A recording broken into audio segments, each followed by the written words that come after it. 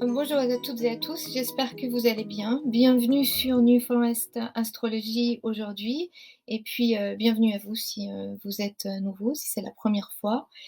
Heu, J'espère que vous allez bien, qu'il fait beau chez vous. Le soleil est arrivé ici en Angleterre et ça fait du bien. C'est l'été, mais je crois aussi que la dernière pleine lune nous a donné un nouveau souffle. En tout cas, moi j'en profite pour vous proposer un nouveau format vidéo plutôt qu'audio et j'espère que ça vous plaira. Ça doit être cette Vénus en Lion, qui m'inspire parce qu'elle va nous encourager à nous mettre en avant et à nous accepter tels que nous sommes. Alors, avant de démarrer, je vous remercie pour, vos messages, vos abonnements, vos likes. Ça m'encourage à poursuivre, mon travail et à vous le partager. Aujourd'hui, je vais vous parler de la nouvelle lune qui va, se former le 18 juin en Gémeaux à 4h38 du matin, temps universel, ou 6h38 heure de Paris, et on a quand même des bonnes nouvelles. Alors, on a un soleil et une lune réunis, donc c'est, ce qu'on appelle une nouvelle lune, et ça, c'est toujours un moment, de réflexion, avant de démarrer, un nouveau cycle, d'émettre nos intentions. Le mieux, c'est toujours d'attendre 2 jours, que la lumière revienne pour mettre en route, quelque chose, attendre qu'on ait un peu de clarté. En tout cas, cette nouvelle lune à 26°44 du Gémeaux, elle se trouve dans un signe qui nous parle de communication, d'information, d'apprentissage, de découverte, de curiosité. Et comme en plus on a le régent, du signe, donc Mercure à 11° en Gémeaux, heu, on on va avoir, des facilités à communiquer, à comprendre, à rationaliser, à conceptualiser. Si vous avez un soleil, un ascendant ou une lune en Gémeaux, tout ça, la communication, tous ces aspects-là seront facilités. L'esprit sera plus vif, les idées plus claires. De même, si vous avez ces placements dans des signes d'air, dans les signes d'air, donc Verseau, et Balance, mais aussi les signes de feu de chaque côté, donc Bélier et Lion. Et puis bien sûr pour tout le monde, la maison en Gémeaux, qui se trouve en Gémeaux, elle va bénéficier de cette influence mercurienne, qui va venir un peu aussi dénouer les nœuds faits par Mars pendant son long transit en Gémeaux. Donc ce sera un moment, pour repartir, un bon moment pour repartir avec les idées plus claires et des informations nouvelles, qui augmenteront notre efficacité, notre portée. Alors les bonnes nouvelles pour commencer. On a un joli sextile presque exact entre Saturne en Poisson à 7° et Jupiter en Taureau à 6°. Si vous vous souvenez, ces deux-là s'étaient retrouvés en conjonction fin décembre 2020 pour initier un nouveau cycle, et les voilà qui se retrouvent, pour la première fois depuis en aspect, exact pour ce sextile. Donc cette nouvelle lune, c'est un moment important, pour ce cycle Jupiter-Saturne qui marque une étape, et tout ce qui a été démarré pour nous, fin 2020, début 21, à la fin Capricorne, début Verseau, est arrivé à un stade qui va nous permettre de faire un petit bilan avant de pouvoir continuer et de continuer à construire, sur ce projet, ou à prendre un virage en tout cas. Donc non seulement si vous avez mis quelque chose en place à la fin 2020, début 2021, ce projet est arrivé à un tournant important où vous allez pouvoir évaluer, mais aussi vous allez être récompensé de vos efforts, très probablement par quelque chose de concret, parce qu'on a Saturne qui représente les structures, les limites, les efforts, le karma. Il y a toujours une notion de rétribution avec Saturne. Elle a combiné à l'influence, du généreux et bénévolent Jupiter, il s'agit, d'une rétribution positive. C'est ma bonne nouvelle. D'autant que Jupiter est maître des Poissons, où se trouve Saturne, et Jupiter se trouve dans un signe de terre, donc un élément, dans lequel Saturne est à l'aise. Donc on a un joli échange là, qui nous promet vraiment quelque chose, de constructif et de gratifiant. Et puis, il se trouve aussi que Saturne, ce jour de la nouvelle lune, il entame, une rétrogradation assez longue qui va durer jusqu'en novembre, et donc ça va être l'occasion pour nous de rectifier ce qui a besoin d'être revu, de corriger notre copie, en fait. Et c'est intéressant aussi de remarquer que Pluton rétrograde, lui, est retourné sur, ce fameux 29e degré, là où avait eu lieu justement cette conjonction, pardon, Saturne, Jupiter fin 2020. Donc ça va venir nous aider à revoir, le travail, et à continuer notre travail de régénération à cet endroit également. Et puis si Saturne vous embête un peu sur votre thème, eh bien, sachez que cette, rétrogradation, elle va vous donner un peu de répit. En tout cas, tous les signes de terre et les signes d'eau, en particulier premier décan, profitez de ce Jupiter en tout début, du Taureau.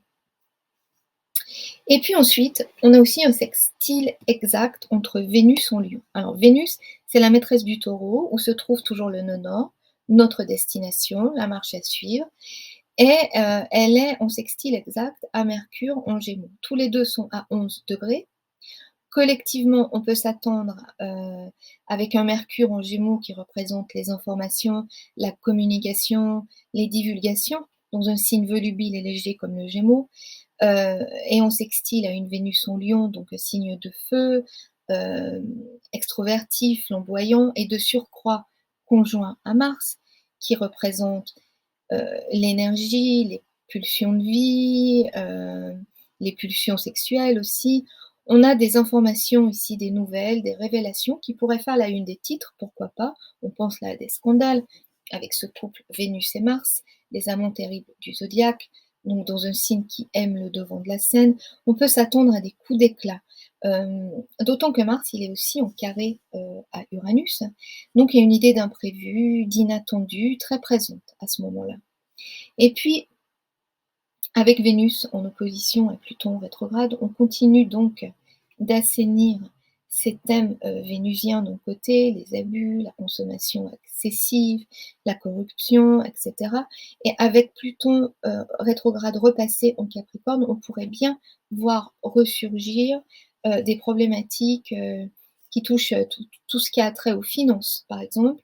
Et on peut s'attendre à des choses dans ce domaine où c'est vrai aussi avec Mars, peut-être, au niveau des conflits mondiaux, hem, des choses qui pourraient, se passer cet été. Toutefois, on a la douce Cérès en Vierge qui fait un trigone à Pluton et qui va mettre un peu de baume sur ce Pluton en fin de Capricorne qui pourrait réveiller des points sensibles, et donner des clés pour, guérir les structures sclérosées.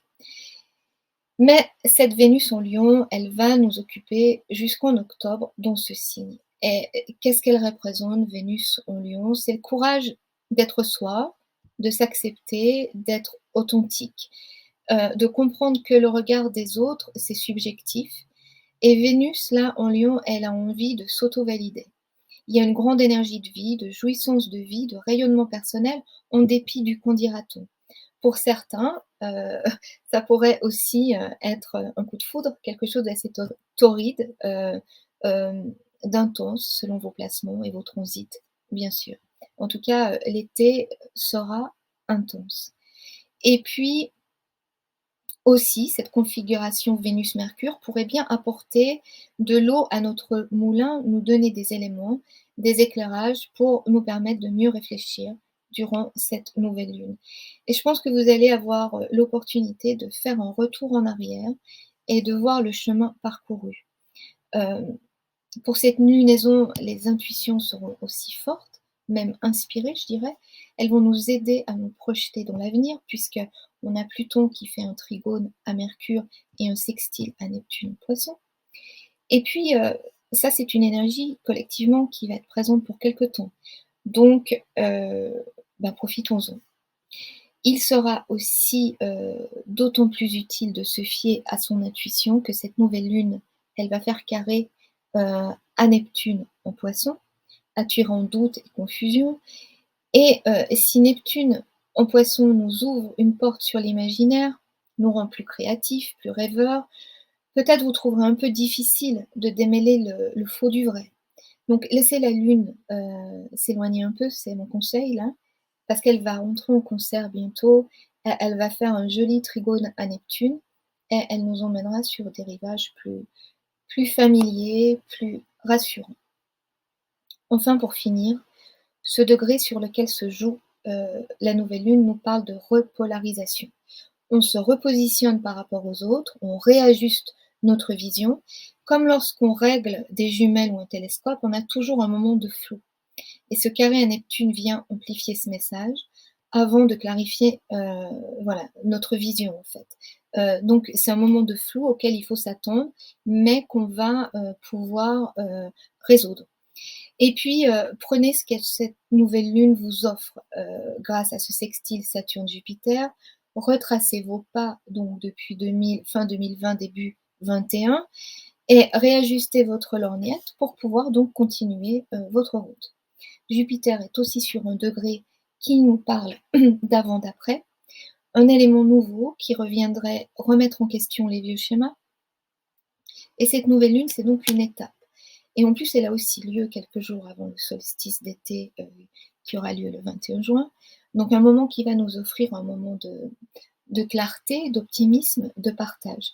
Mercure avance aussi rapidement, avec lui les informations, les messages qui vous guideront dans vos questionnements. Et puis en parlant de transition, on a quelque chose de vraiment intéressant qui se passe sur ce thème. On a les nœuds lunaires qui vont en effet bientôt changer de signe à la mi-juillet. Donc le nœud nord va passer en bélier, signe de feu régi par Mars, et le nœud sud en balance, signe d'air régi par Vénus. Alors juste pour rappel, les nœuds sur un thème, ce sont des points karmiques. Le nœud sud représente ce qu'on doit abandonner, ce qui est potentiellement abîmé. C'est aussi attaché à la maison 8, au Scorpion, ce qui a besoin d'être régénéré, dépassé. Et le nœud nord, ce qui a besoin d'être acquis, ce vers quoi on doit s'acheminer. Alors, ce qui est super intéressant pour ce thème de la nouvelle lune, qui est un moment d'ensemencement, c'est de voir que les deux régions des signes dans lesquels les nœuds vont s'installer, c'est-à-dire Vénus et Mars, eh bien, ils sont tous les deux réunis en Lion. Et le Lion, lui, il est bien placé, parce qu'il fait trigone au Bélier, c'est un signe de feu comme le Bélier, et il fait sextile à la Balance, qui est un signe d'air. Donc feu et Balance, ce sont des éléments qui se combinent bien. Donc a priori, là, on nous offre un pont, on nous offre une configuration qui va nous faciliter cette entrée des nœuds, je dirais personnellement, dans le sens où Vénus et Mars, là, ils vont venir nous donner les outils pour pouvoir négocier le travail qu'on va avoir à faire sur cet axe des nœuds dans nos thèmes. Quand on pense que le bélier, le nœud nord en bélier, il va nous demander de nous repositionner, de redémarrer quelque chose au niveau personnel, avec assertivité, peut-être même d'avoir le courage de nous exprimer tels que nous sommes, de faire valoir nos droits. On voit bien qu'on va avoir besoin de ces qualités de cette Vénus en Lion, ces qualités de noblesse, de courage, d'authenticité. Et la rétrogradation de Vénus, qui va durer du 23 juillet au 3 septembre, elle va nous permettre de travailler tout ça. Et puis aussi Vénus en balance, donc là où le nœud sud va se positionner, c'est une Vénus qui a tendance à, pour éviter les confrontations, pour favoriser l'harmonie, à faire des compromis en fait, à penser aux autres beaucoup, peut-être trop parfois. Et Vénus en Lion, en fait là, elle recadre un peu cette Vénus en balance, en lui disant qu'avant de penser à plaire aux autres, il faut aussi se plaire à soi-même. Il faut être vrai avec soi-même. Et je pense que c'est ce travail de cette Vénus en Lion cet été qui va venir nous aider donc à enclencher la transformation qui va se jouer là sur l'axe Bélier-Balance. Donc voilà. Cosmiquement, on est toujours soutenu en fait dans notre travail évolutif et cette nouvelle lune, elle nous invite à nous adapter, à accueillir la transformation. On est toujours en transformation, assumer nos envies, à encourager la découverte, à oser être soi, pour pouvoir aborder, le changement avec le plus d'ouverture et de liberté possible. Alors avant de démarrer, cette, cette lecture, j'ai ouvert mon livre des dialogues avec l'ange et encore une fois, c'est quand même un message, qu'on peut vraiment mettre en lien avec cette interprétation et donc je remercie, les anges de m'avoir guidée, sur, cette page. C'est la conversation du 4 août 1944 et je vais vous la lire. La voix qui criait dans le désert a été. Ce qui a été, ce qui est, ce qui sera, c'est l'éphémère.